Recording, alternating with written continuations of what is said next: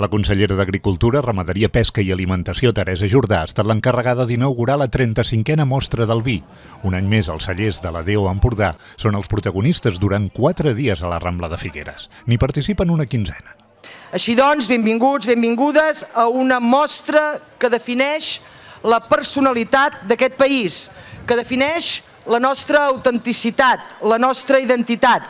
Uns estants que ens ensenyen la nostra manera de ser a través dels vins. Uns vins que, sens dubte, són el resultat d'esforços de molts actors diferents, avui presents aquí, dels cellers, dels productors, dels elaboradors, i que fan que avui els nostres vins siguin més valorats i més apreciats, sens dubte també, que mai.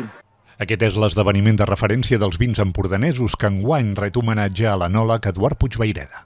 I com ja tenia raó l'amic i enòleg Eduard Puigvaireda, quan deia Figueres es mereix el títol de la capital del vi de l'Empordà. Doncs segur que junts i amb la complicitat de tots ho farem possible.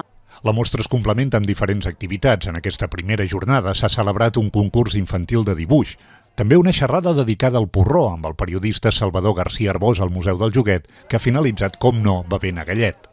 Finalment, la mostra ha tancat amb les cançons de Madame Moustache en directe. No parlo d'un drap ni d'una terra moguda, sinó de la llibertat que es troba perduda.